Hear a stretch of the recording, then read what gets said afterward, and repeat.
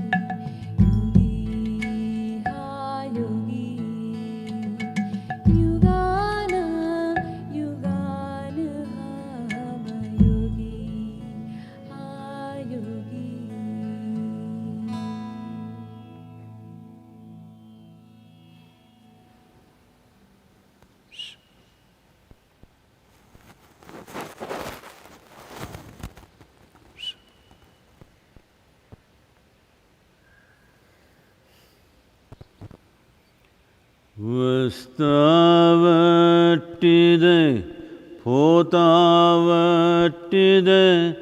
ಆಸೆಯೆಂದು ಕಂಟ చేసిన కర్మము చెడని పదార్థము చేరును మీ వెంట చేతిలో అమృతము ఉన్నంతసేపే అన్నదమ్ములంతా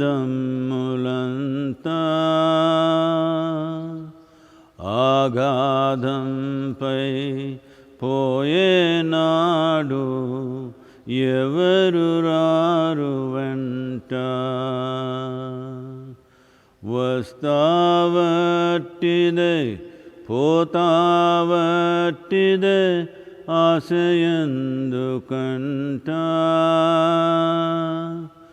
చేసిన కర్మము చెడని పదార్థము చేరును మీ వెంట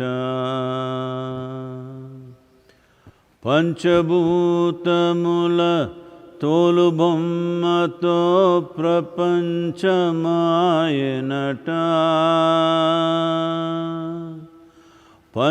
పంచభూతముల తోలుబొమ్మతో ప్రపంచమాయనట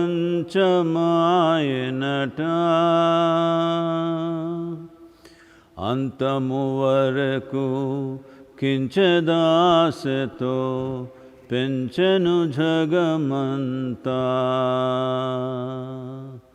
అంతము వరకు కించదాసతో పెంచెను జగమంతా వస్తావట్టిదే పోతావట్టిదే ఆశయందుకంట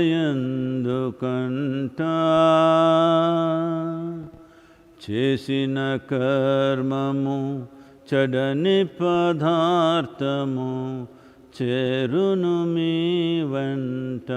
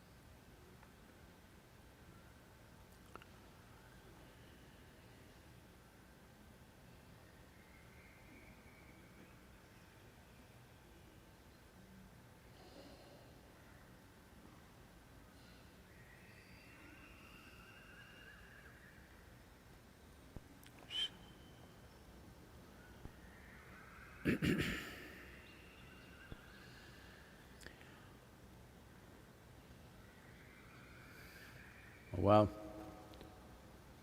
by now probably all of you know that we're in the process of consecrating a Kala Bhairava form at the very entrance of Isha Yoga Center. So this will mean many things. Kala Bhairava means, to put it very simply, he is the timekeeper of your life.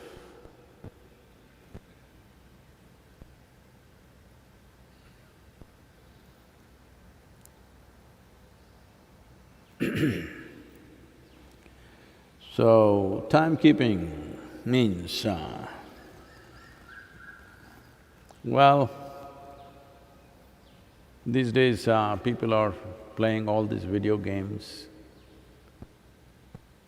When the time gets over, it says game over. That part of the job is Kala Bhairava's, to tell you when your game is over. If you become very conscious, you yourself will know when the game is over. But if you're not, he will knock you and tell you. Because something so significant as life, if it is moving towards its end, if you do not know, if somebody gently tells you, you will not know, obviously. Because every cell in the body is speaking the language. If you're not getting it, you definitely need to be knocked on the head and told. See, you're walking on the street, and a very gentle-looking, smiling Shiva passed by.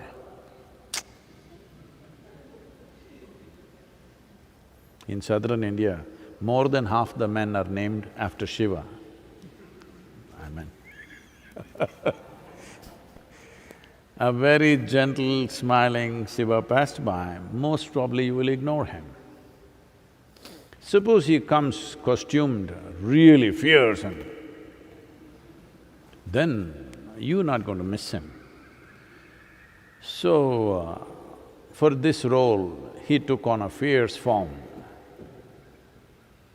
As you know, the stories of how he became Sundaramurti during his wedding, otherwise he walked around in so many different ways.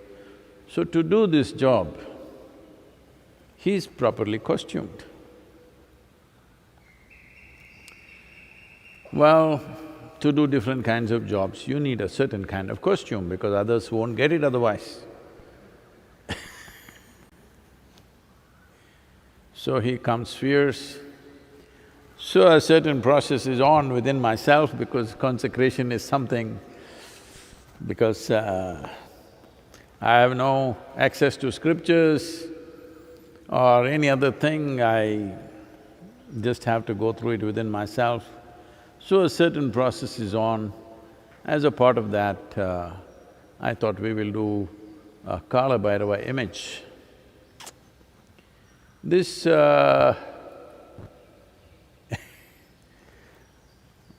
it's a painting of Kala Bhairava. See if he looks like that, if he looks fierce enough.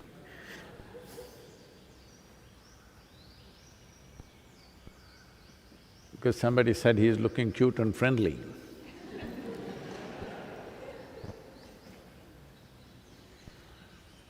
So, the significance of Kal Bhairav is, even if you lived unconsciously, to bring a concentrated point of consciousness for the last period of your life. Well, we've been talking about this, if you do not live blissfully, at least you must die peacefully, at least. Unfortunately, most people even don't do that. So, there's an image of Kala Bhairav. This is the first time I ever drew a human figure in my life, so please.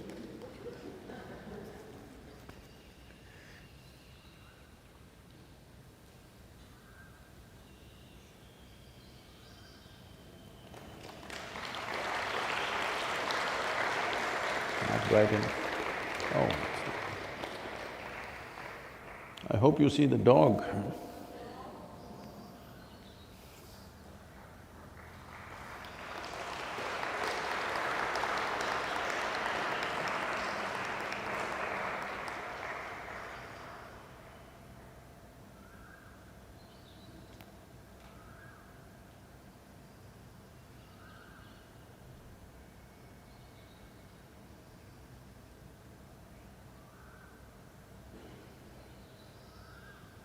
Is the dog visible for you or no?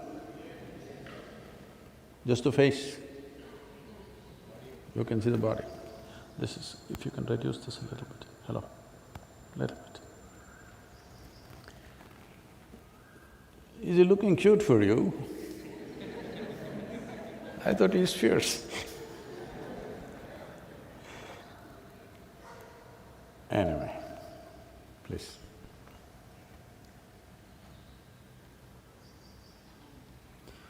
So,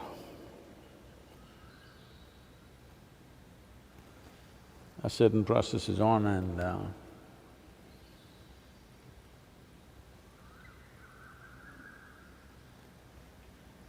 it'll find expression. This question is from Sandhya. Namaskaram Sadhguru. One of the leading actors for Hindi films today took his own life. I'm really shocked by this. In recent past, Robin Williams and many other extremely successful people have also taken such a drastic step. As a society, where are we going wrong that even successful people are ending their lives in this manner?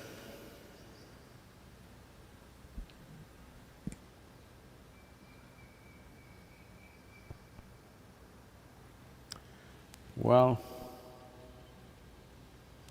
every year,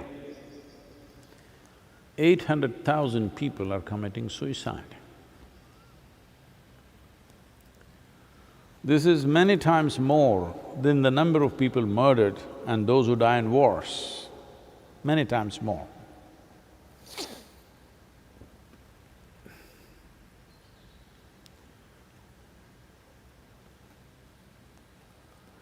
It's just that I do not know who this actor or actress is. Sushant Singh Rajput. Well, I just know a few names, so I don't know. I'm sorry. Whoever this is, I don't want to say anything about this person, unfortunate, because we know nothing about his life. But why is this happening? I think I can call it a phenomena, when 800,000 people are dying per year, which means every 40 seconds, approximately every 40 seconds, one person is committing suicide. That's not a small thing. Well, there are many aspects to this. If you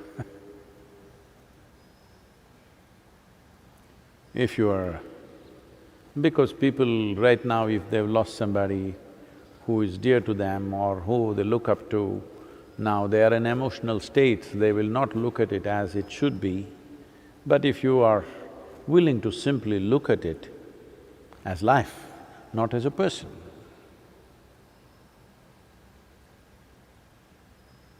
one of the most fundamental reasons for collapse of an individual human being, which may end in suicide or may end in a depressed state or may end in some other kind of ailment, that is subject to various aspects, but essentially a collapse. Life did not collapse. Life collapse, that's different. That is Kala Bhairava's work. You want to take his job, you want to go ahead of him and do it yourself. Well, this needs to be treated with compassion, I know that very well. It's not that I have no compassion, it is a sensitive matter. But I want you to look at it simply the way it is, because if you want to grasp what it is, otherwise, when somebody commits suicide or when somebody dies, you get emotional, you think this is the end of the world. After 3 days, you will go back to your normal life and everything will go on and you'll forget about it. And once again, when somebody dies, again the same emotions, same struggles and again go back to the same square one. So it's time that you look at it just as life, not as a person. Especially not as a person that was near to you or dear to you or someone that you loved. Don't look at it that way, just as life. Why does a life do this? There are many layers to this. One fundamental aspect is, the experience of life is not pleasant. Because right now, the experience of our life has been mortgaged to something else, to success in the world, or to money, to wealth, to relationships, just so many things, mortgage to so many things. If the market collapses, people will commit suicide. If a love affair collapses, somebody will commit suicide. If they lose their wealth, they will commit suicide. Because what you call as a human being, unfortunately, is a collage of all these things. My money, my home, my family, my relationships, my job, and my position, my fame, my name, all this collage. Well, this means… a collage means a loosely put together pieces. Anytime it can collapse. If one part of the picture somebody burns it out, it'll collapse. Well, many questions will come up, I know in a brief time, I won't be able to cover all these aspects. There's… I think, we have covered this in the death book to an extent of elaborateness where I will not make enemies with people. Yes, because most of the humanity is not willing to look at life straight in the eye. They want drama. So, to the point that it is possible to present in the public space, we've gone that place and a little more with that book about suicide and all these aspects. To put it very simply, there is life. Life means not things that happen in your life. Life is not a drama that's happening around you. Life is a fundamental thing that's happening within you. This life runs on the basis of certain principles and laws of its own. And now, there is a world around you, a society. It runs on its own crazy principles, which is fluid and changing all the time. Today, if you do one thing, people will clap their hands for the same thing. 100 years later, they will pull you down. Well, right now, there is a movement going on. All these races, at one time, they were celebrated, they were great leaders. They were great leaders. People thought, this is not one or two people, I want you to understand. Today, it is being made out like this, one person was a racist. One person was not a racist, the entire society was. One person killed more, captured more, enslaved more, so he was a hero, that's why we put up his statue. In the given society, he was a great hero. Because a racist means he is against somebody but serves somebody else. If I rob you and give it to this person is happy, he thinks I'm a wonderful guy. It's called a Robin Hood, you know. So, when people went and stole wealth from other nations, people at home clapped their hands and said, this is wonderful. That was not enough, stealing their wealth. We stole people and brought them. People said, this is great, these guys will work for free. People said, it's great, please understand, it's not that one guy, not that one slave trader, it is the entire society which enjoyed the fruits of slavery, no question about it. We can't escape that. So similarly, in a society, in any given society, this is not a commentary about any particular person or a particular society. In every society, there is something like this. Some are absolutely unbearable levels, others are manageable levels, but in every society, there is something like this. This happened to me very young.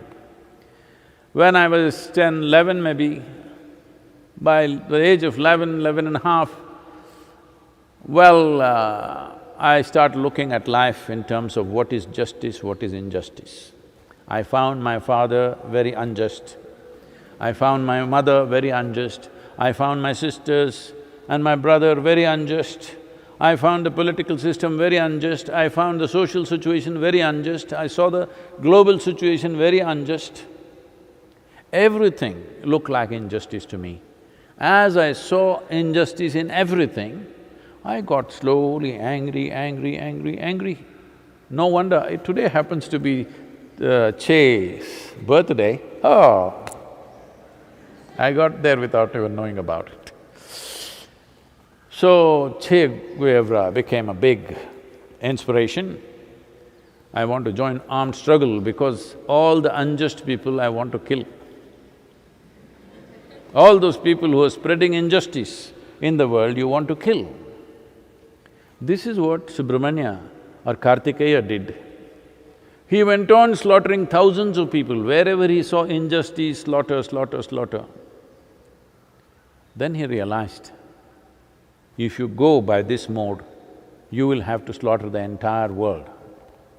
Because in everything there is some injustice.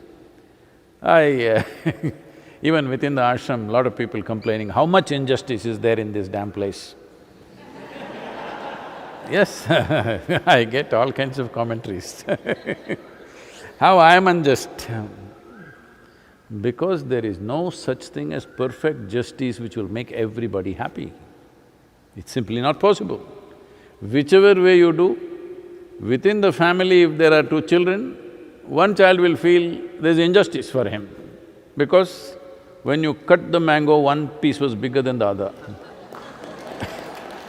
Yes, it's like this. So when you are a collage, some piece falls down and sometimes without that piece you will be little, crying and singing.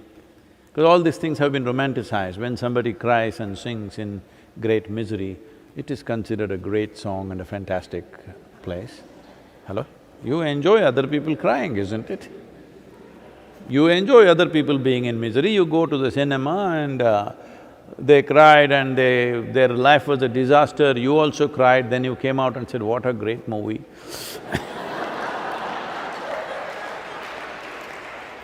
No, I'm not commenting about the art form, but I'm saying, you enjoy other people's misery as long as it doesn't touch you. If the same things happen to you, you cry, but now tears really have bitterness. Now tears have acid, it burns into you. Otherwise, it's all a kind of nice thing.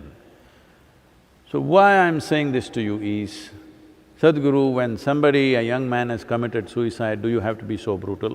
That's why I told you, I'm not talking about this person or any one person. Look at life as it is. Life is happening to a certain principle and a certain law of its own. Now you have created a society which is a collage of many things, nobody knows what the hell it is about. Now you take this entire society and imprint it on your mind. So you have a mind which is just like the society, but not even exact reflection of the society, your own distortions of the society. See, you can't live without the society. But in the society, there are so many points of misery for you. When it works against you, you're miserable. When it works for you, you enjoy it. This is going on. So you have a mind, thought and emotional structure, and you have a life. These are like, in Isha Yoga Center, all the carts we put only one bull. This is very new in Tamil Nadu, if you don't know this. Only in Karnataka there are one bull carts. In Tamil Nadu, there are no one bull carts, always two bulls. Even a small cart, two bulls. There's some cultural belief or understanding about that. So I insisted it must be one bull. Our people said, no Sadhguru, one bull will not be able to pull. I said, it's okay, put ball bearings, do whatever you have to do, make it easy, but it must be one bull. Now, the life that you are and the mind that you are like two bulls on a cart. You must be a skillful driver to keep the two bulls in one direction. If one goes this way, one goes that way, your cart will crash. It may not go totally away, they're little pulling this way, then you're little depressed, you're struggling, you're miserable. But if it really goes in two different directions, you will crash. Not everybody will crash. Unfortunately, 800,000 people per year, I don't know, they're saying over 200,000 people are between 20 to 29 years of age. Prime of their life, they're taking it out. So what is their struggle? Somebody may have a incurable disease, so very painful, so he wants to end it. We will pardon him. Somebody else in a financial mess, we don't pardon him. Somebody else failed love affair, we cannot pardon him. Somebody else failed an exam, cannot pardon him at all. Like this, there are many reasons. This is not to make jokes out of them, it is just this, that all that's happening within you is, you have a mental image of what is life and you have a life. When your image doesn't match the life that you are, this life that you are is not different from the life that I am. It is not different from the life that anybody is. But your mind has become like this, it doesn't reflect life, it doesn't serve life. It thinks it's a life by itself. You start believing that your thought process and emotion is a life by itself. Your social situations are a life by itself. Now, one bull is pulling this way, one bull is trying to go straight, another bull is pulling that way. We don't know how strong the ropes are, how long it'll hold. If it doesn't crash, anyway it's a miserable ride. See, there is no need for you to end your life because Kala Bhairava, his efficiency you cannot question.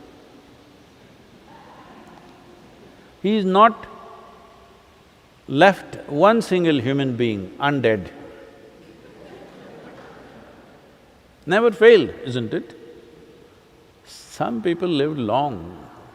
This doesn't mean they escaped death, they lived well, that's all. Their mind and their life, the two bulls ran together.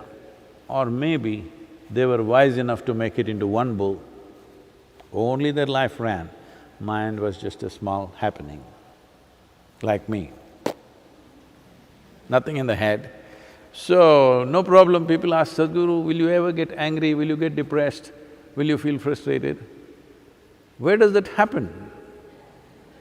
Where does those things happen? I don't know where it happens because that place where it happens generally doesn't exist with me.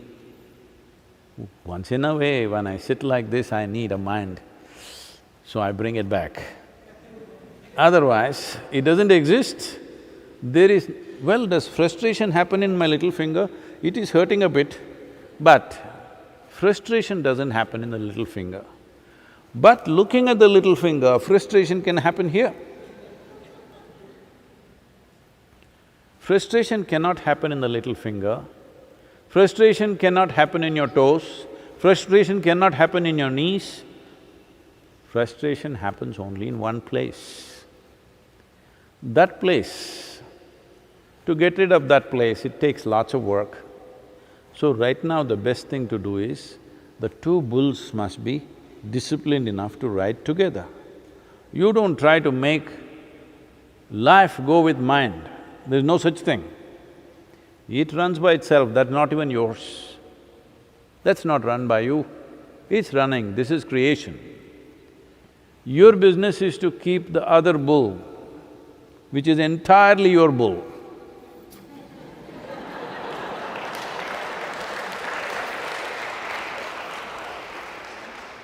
You're getting it, huh? This is entirely your bull, made up by you. The bull that you have made up should run with this bull. Your bull should just be a shadow of this bull. Your bull, the shadow has stood up and doing its own nonsense. Obviously, there'll be trouble. So this a whole lot of reactions will come for this because this is going live But I'm telling you, this is all it is. There is life and it's a fortune that with evolutionary process we have such a complex mental or cerebral activity. You just did not learn how to ride that bull. That's all. You can call it misery, you can call it frustration, you can call it depression.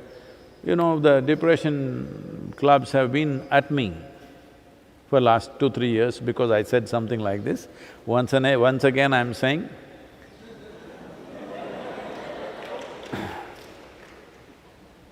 this is not to insult them, this is not because I have no empathy for them, this is because there is a way beyond that. When there is a way beyond that, if you do not explore that, it's most unfortunate. Well, no, Sadhguru, isn't it natural for life to be up and down and up and down, you know? People immediately weave philosophies around their misery. No, it is natural. Last 2 days I was happy, now last 1 week I've been miserable. It is natural. After all, we were very happy when we got married, last 15 years we've been miserable. It's okay. I'm saying people are weaving philosophies around their misery. There is no need to weave a philosophy around your misery or your joy or your love, because these are all things that you generate in your thought and your emotion. There is no need for a philosophy.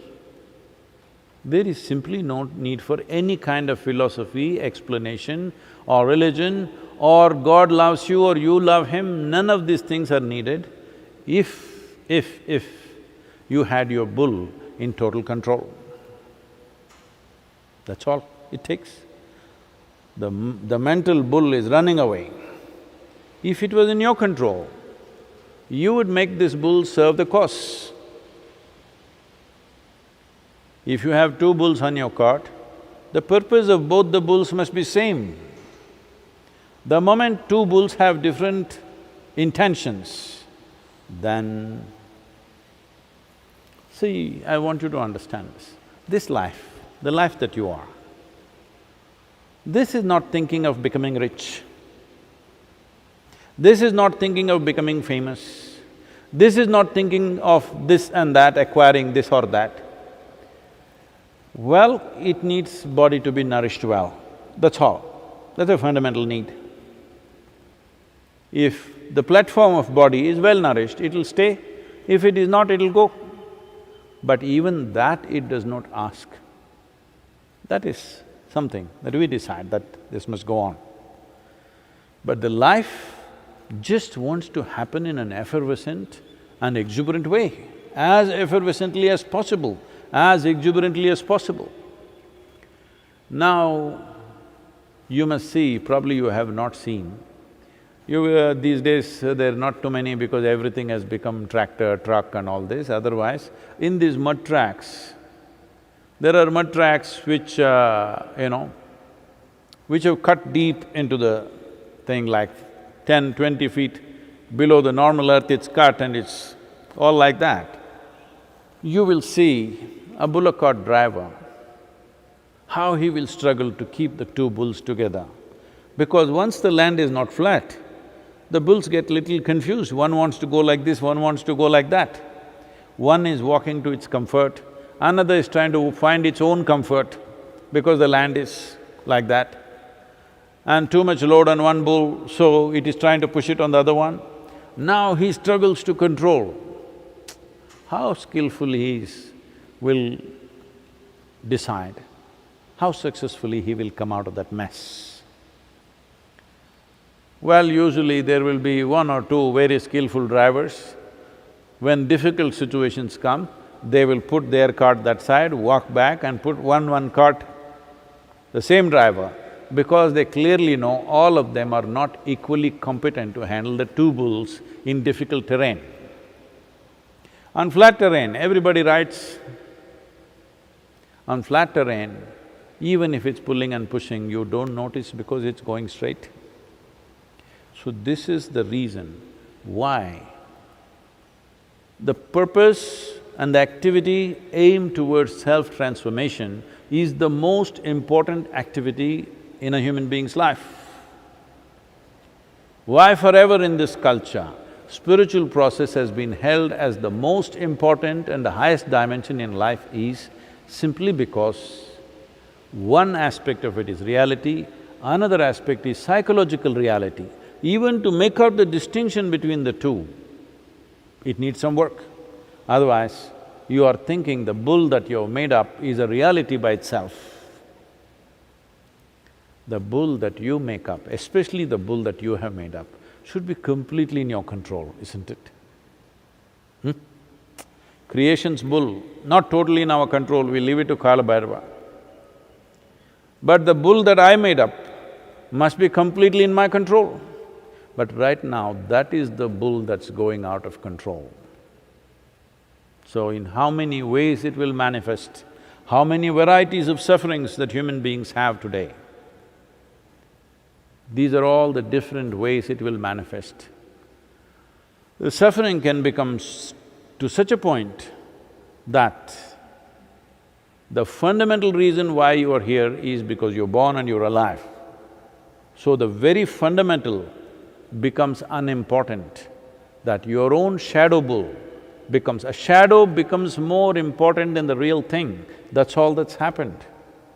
You can call this misery, you can call this frustration, you can call this depression, you can call this suicide, but essentially the shadow has become more important than the real thing.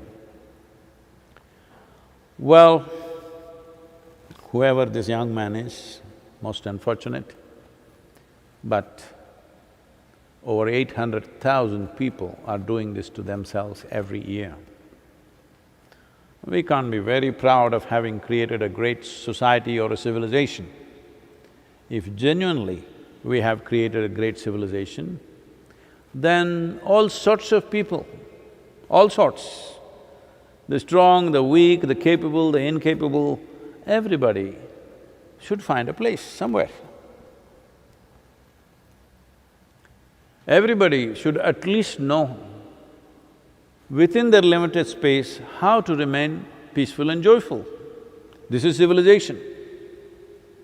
Right now, our idea of civilization for the last millennia has been how to go and hack other people to death, grab their things and say we are civilized. When you have such an idea of civilization, internally, many things will go on because you have invested in the collage that you have created. To such an extent, I'm not saying we should not have a social structure, we should not…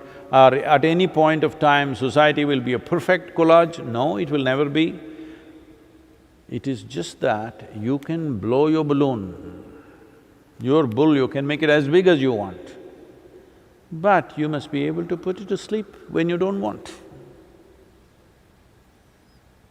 When what you create, you start thinking is the reality, is existential, when you mistake the psychological for existential, unfortunately, suffering is inevitable.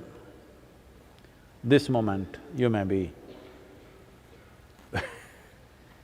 I never understood as a child, I always heard this, I'm feeling on top of the world. I would just think, is he on North Pole? As a What is this top of the world? What they mean is, if you pile up all the human beings in a heap, they are right on the top. That's what they mean. They don't mean North Pole. It took me some time to understand this. Whenever people said, I'm on top of the world, I thought… I would imagine maybe they're dancing on North Pole. because right from a very early age I was a geography buff. So it took me some time. These people are imagining every other human being below them. That's top of the world. When you have such a dream, suffering is inevitable. Let this be very clear, that this is not… what I'm saying is not a commentary about any one person. This is the nature of your existence. If you come to terms with it, you will know how to manage this, not just manage this, how to make this into a phenomenal possibility. Or every day struggling with the two bulls, screaming, yelling, you should see the bullock cart drivers, how they abuse the bulls because they're going in different directions. Bad words and filth, everything they will abuse the bulls. I'm sure they don't understand the bull that you're throwing out, but that is how bitter you're feeling. Today you're seeing in the society, abuse is not only at a given time, sometime, once in a way you lost control and abuse. Daily conversation is abuse. It's becoming like that. This clearly is like a barometer. It is showing what is the level of discrepancy you have between life and the shadow. The discrepancy is so much, if you stand, only thing that comes out is filth from your mouth. Only thing is abuse, abuse, abuse. This is happening around the world. Some people may be picking it up thinking it's fashion, but essentially you need to understand there's such a level of unpleasantness within you, nothing wonderful can come out of you. It's not possible. It is only abuse. So you must understand, once it is moving this way, this 800,000 number may keep on growing. A whole lot of people will start thinking it's not worth living because they have not touched life itself. They're lost in their own bull. Their psychological reality has completely overpowered the life process, the existential process that we call as life. Life is not your doing. You didn't create this. This is a phenomena. If you were part of this phenomena, like the galaxies are, like the wind is, like the water is, without cerebral activity of their own, without individual experience, you would also be fine, floating in the wind. Existence gave you an individual experience, though you're bloody nothing. In this cosmos, you're really nothing. To this nothing, a speck, it gave you an individual experience. You can sit here and experience yourself as a separate entity. In this, there is no word. There is no word for how magnificent and how elaborate a creation it is. In this cosmic space, you are not even a speck of dust, microscopic, not even that. For this kind of a speck, there is an individual experience. And right now, because you have taken this individual experience too seriously and abusing it too much, your miseries, your frustrations, your depressions, unfortunately, suicide is one consequence. But many other people are living far more miserable than the people who actually committed suicide. But they continue to live because one bull is very strong, it's not giving up. Yes? For some reason, life energies are too strong, they won't give up. These 800,000 people are people who are successful. For 800,000 people, I'm quite sure there are at least 3 times or 4 times or 5 times, I don't know the exact number, who attempted suicide. Not successful cases are there, any number. So, that is because life was strong and it didn't give up. Though mind wanted to go there, life was strong. Your thought and emotion wants to go there, but life was strong and held on. Well, when life should end, life will decide. But whatever reasons they committed suicide, once a life is gone, either by ailment or accident, natural death, suicide, it doesn't matter how. Once a life is left, we must just bow down because that is the decision of a life for whatever reason. When they're alive, we do everything to see that this must be avoided. Once it has left, you must just bow down because that's existence about which you have no power. You have power to ride it, you have no power to control it, you have no power to direct it, you can only enjoy the ride of life. So once a life is left, whoever it is, for whatever reason, what reasons they committed suicide may look profound or silly to you, it doesn't matter why. But once a life has chosen to leave, you bow down and respect that.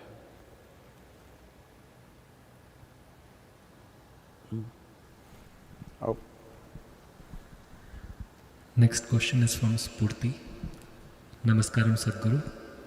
You have said once you empty yourself, then Devi has no choice but to be with you. And if Devi is with you, I also do not have a choice. How do I empty myself and imbibe Devi's grace? Will Devi Yantra help me empty myself? Can I do some sadhana for this?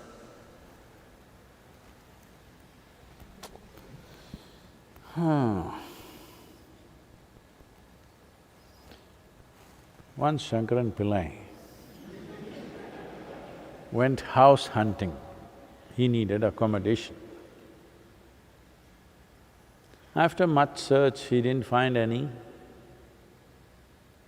Then somebody said, there's one nice house there, it's empty, but people say it's Bhoot Bangla. That means it's a haunted house. But Shankaran Pillai was so desperate to find accommodation, so he went and knocked on this door. The door opened and two guys came out. He asked, Shankaran Pillai asked, somebody told me this house is available, it is empty. Is that so? Is it available for rent? They looked at each other and said, we don't know, you should ask the neighbors because we died 50 years ago.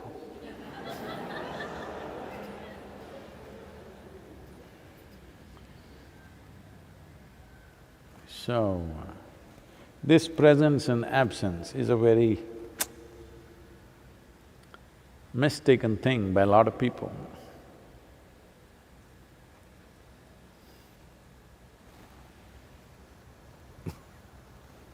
Whatever I say will be misunderstood, so I'm just saying.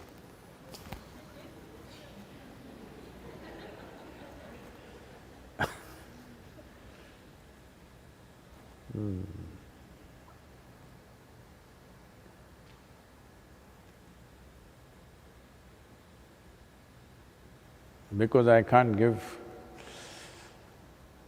I know this is a serious question, I can't give a wacky answer.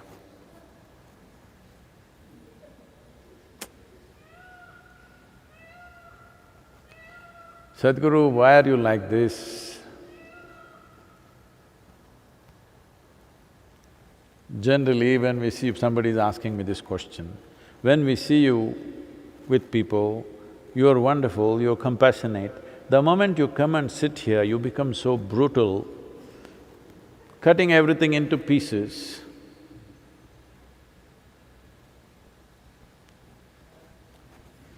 Kala Bhairava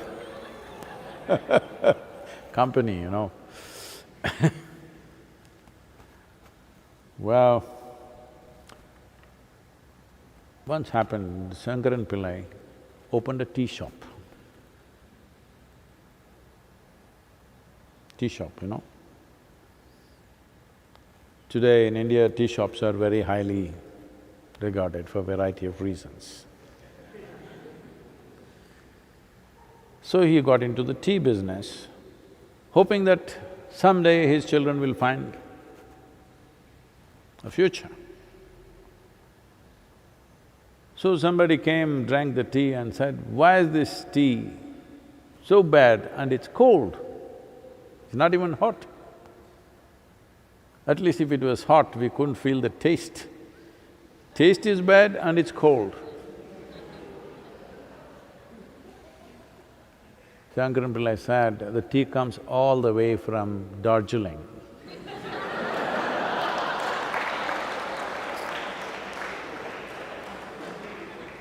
It's a cold place, what can I do, huh? So I'm telling you, what can I do? I thought my business is to just reveal what is there, not to make up my own philosophy about it. I could also weave a nice philosophy.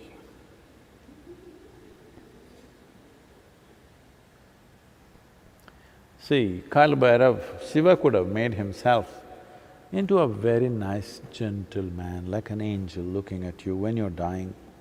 Come. Why? Because only if you fear the death you will live. Yes.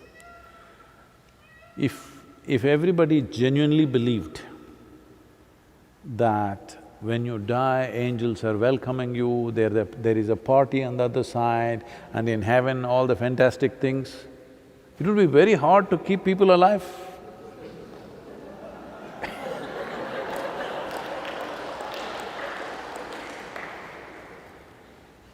See, so many people who believe in heaven, they're just blowing themselves up because they really believe there is another place where things are better. So, this culture is a very wise culture. When we say death, you don't want to go there. That means you want to live. It's very important. But Sadhguru, maybe you forgot I asked about Devi, that's what I'm talking about. She is also like this only.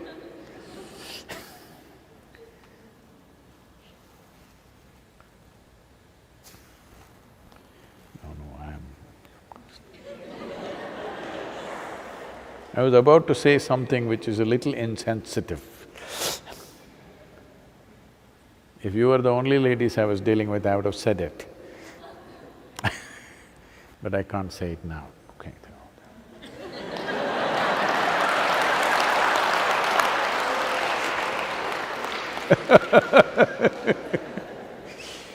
So, what is Devi?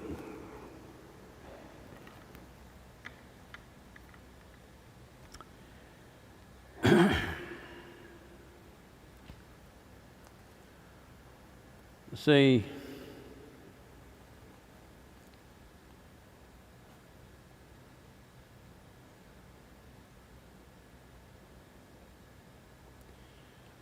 what is feminine? What is masculine? Is just a certain aspect of life, certain manifestation of life. It's not life itself. Life itself is a torrent of energy. It has no masculine, it has no feminine. Manifestations have happened, feminine and masculine. So, our fundamental idea of masculine and feminine is male and female. Because in the human species there is male and female, this whole masculine, feminine, the idea of masculine and feminine is trying to understand a male and a female beyond body parts. Right now, being male and female is only a question of body parts. Masculine and feminine means a subtler dimension of the same thing beyond physical manifestations. So we're talking about the feminine. So if you distill the feminine out of the female, a female is a certain type of body, a male is a certain type of body. If you take the masculine out of the out of a male body, that is masculine in its purity. If you take the feminine out of the female body, that is feminine in a certain purity without the foundations of physicality. Why is this important?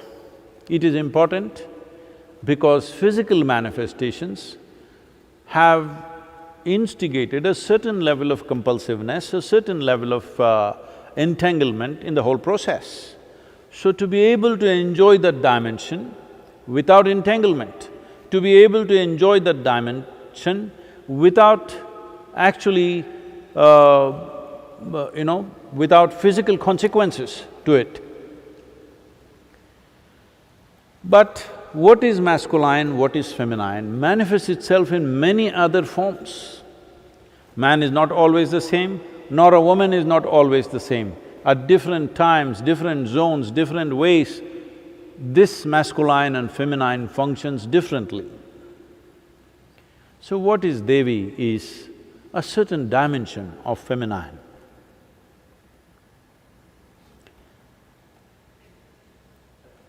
I don't know where this story… what is the origin of this story, because there is no enough… there is no enough ecosystem to come up with a story like that in that culture. When people talked about out of a man's rib a woman came, well, this is not to be looked at in terms of in terms of male domination and insignificance of female existence. That is a social thing, leaving that. This always intrigued me, but I don't see any other ecosystem supporting that, because pulling out the feminine out of one's body and manifesting it has been very much a part of this culture. Always the Devi temples had a more vibrant and powerful, hitting in the face kind of energy compared to Shiva temples, which are more subtle and balanced, simply because it is largely, if it is even done with use of sounds or mantras and rituals and processes, still it is of a certain kind.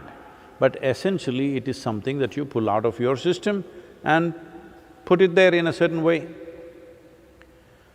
So when we manifested the Bhairavi, we chose Bhairavi little so that people don't fall in love with her. If she was… they would fall in love with her. So I made her like this, but in spite of that, people are falling in love with her.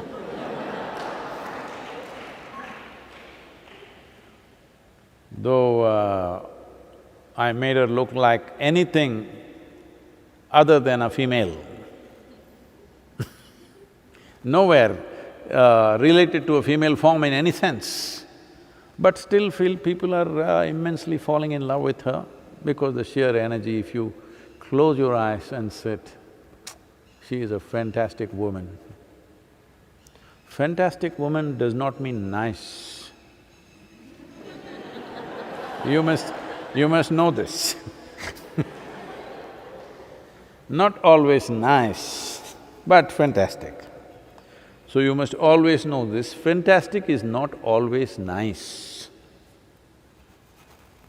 It's just when life is happening in a torrent, it's fantastic. Is it always nice? No, you may get washed away. If you have ever seen a flash flood, I just escaped one by a few seconds once, otherwise I would have been washed away in that flash flood.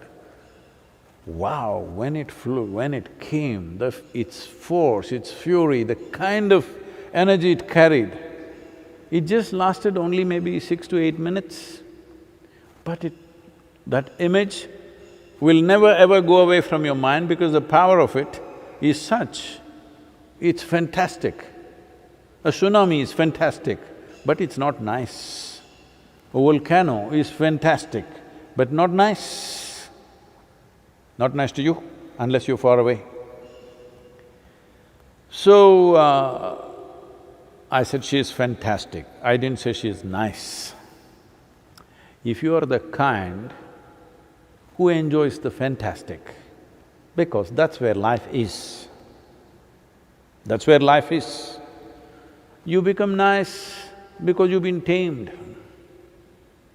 Does it mean to say you have to be ugly in your behavior? No. Fantastic has a beauty which nobody can ignore. Nice is only a convenience for you. For your present temperament, it's a convenience. But if everything around you was nice, you will want to leave that damn place and go, because you can't stand it. Nice will kill you. Fantastic keeps you alive because it is the nature of life. The very life is like this, it's fantastic, it's not necessarily nice. If you are riding it, if you are riding the tsunami wave, fantastic. If you are beneath it, not nice at all. So she is of a certain kind. She's my kind of a woman. Powerful, crazy, deeply compassionate. But neither you can entangle her, nor will she entangle you. That was very important for me. That is why she's made the way she's made. She is not in any way entangling, just powerful, fantastic. So, for you to feel the presence, what is that? You want to do? You want to do the process, is that what? How do I empty myself and invite Devi's grace? Okay. Can I do some sadhana for this? No, when you meet such a woman, she will empty you.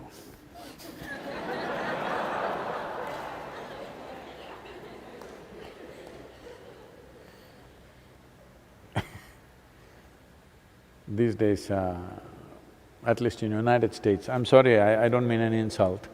In United States, particularly in California, people keep talking about it. He got married twice and he's bankrupt now.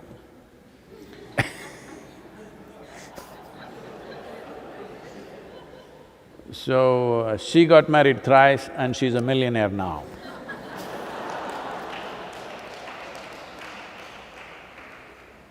So, we're not talking about emptying in terms of pockets or house or something. She will empty you. So how do you connect with her? You don't have to try to empty yourself. If you just connect with her, we created her because you did not connect with me. If you connect with me, I would have done the job myself. But you didn't, so one more entity for you. If you connect with her, she will empty you. You don't worry about how to empty myself. But you must connect. What is connecting? Whenever you're little shitty, I mean fearful, Bhairavi Devi, Bhairavi Devi. No, that's not the way to handle this. This is… if you really want to be with that, you must make it a part of your breath, on and on and on and on. Not necessarily by saying the mantra, simply because I think this is coming from people who have the yantras at home. Well, she's exuding a certain level of energy. Well, there are fools who've taken the yantra and they think their neighbor's yantra is better than theirs.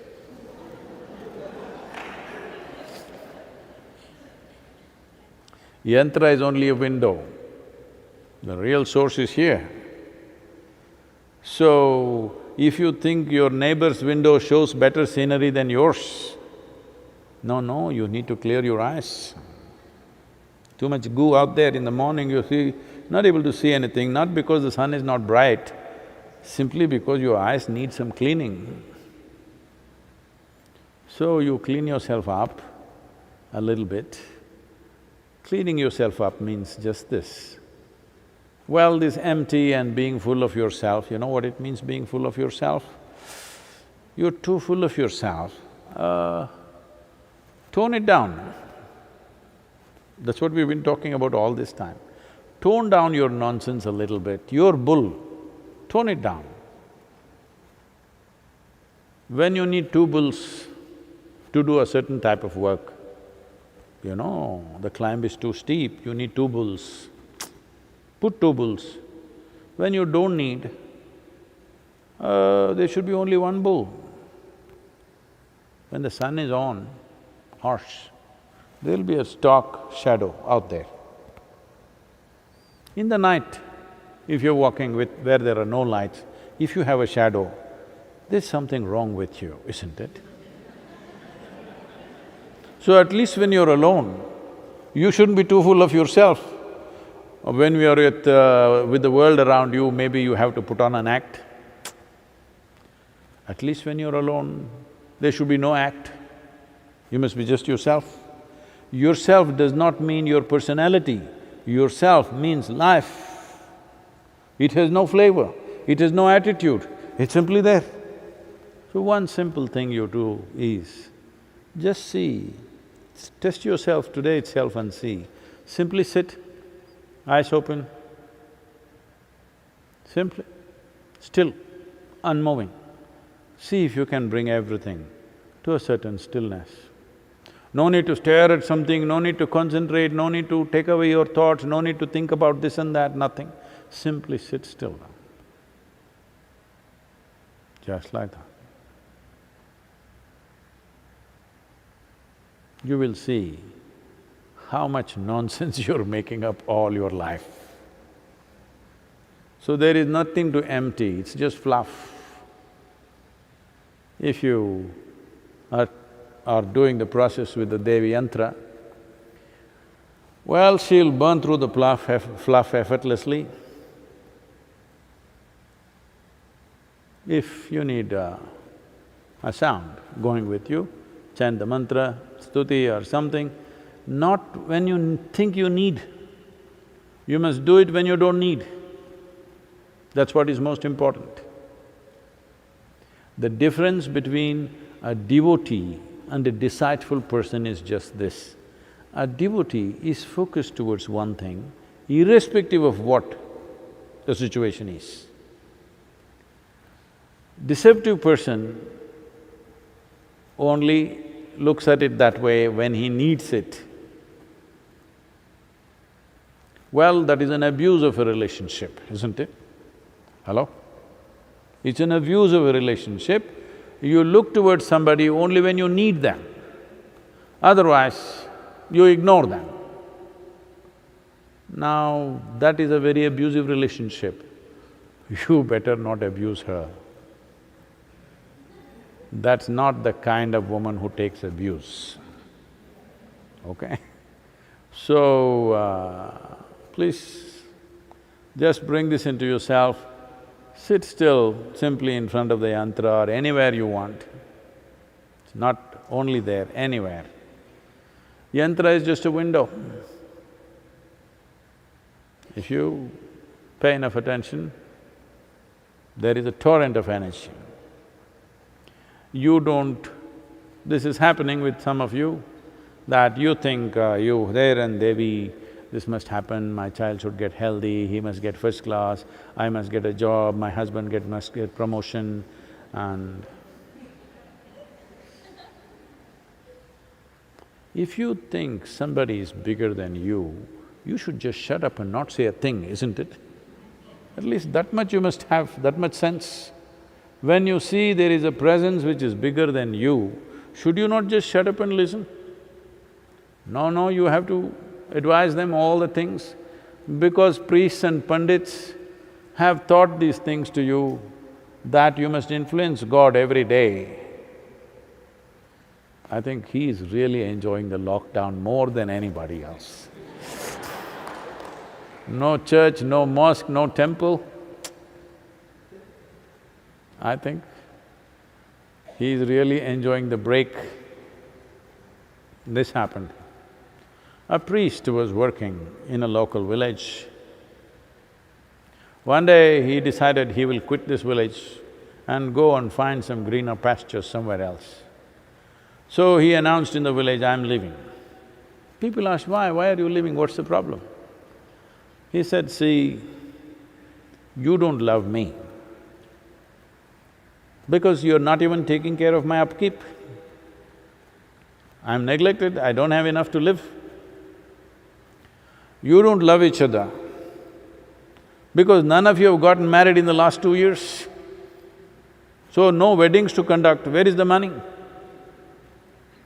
And even God does not love you because in the last 1.5 years, not a single person has died in this place, he did not even call anybody. So no funerals. How do I live here? I'm going."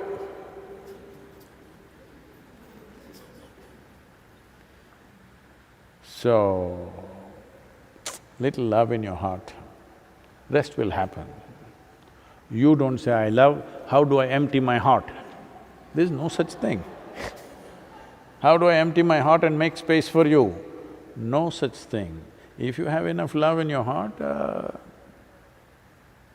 love means just this, that we tweaked up life process, little more intense, that's all.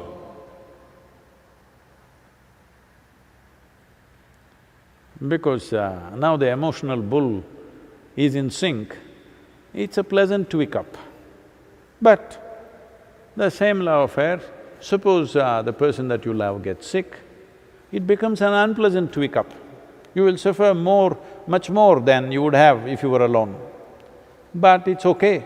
The important thing is life is tweaked up. Pleasant or unpleasant, doesn't matter. It is tweaked up, it's happening intensely. Whether it is a comedy or a tragedy, it's happening intensely. That's what you enjoy, whether it's a drama or your life, isn't it? So, with her around, there is no sedate life, it's intense. The next darshan is the coming Sunday, which is the 21st of June. It happens to be the International Yoga Day. So, maybe we won't just talk, we will make you bend and twist and…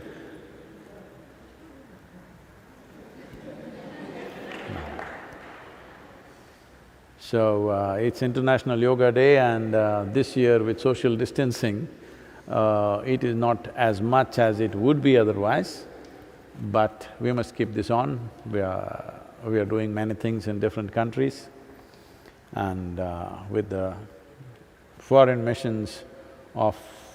Indian foreign missions in various countries are doing something with us. Above all, it's important to remind the world, one reason why we fear this virus so much is there is not enough yoga in the world. If it was there, one thing, our systems would be much better equipped, that's one thing. Another thing is, if they say social distance for 14 days, it wouldn't be any problem. If everybody was into some form of yoga, 14 days social distancing, if somebody had announced in the world, everybody kept the distance, virus would be gone in one fortnight.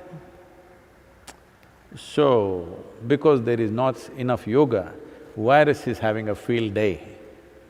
So, International Yoga Day, next Sunday, 21st of June, we'll see you again.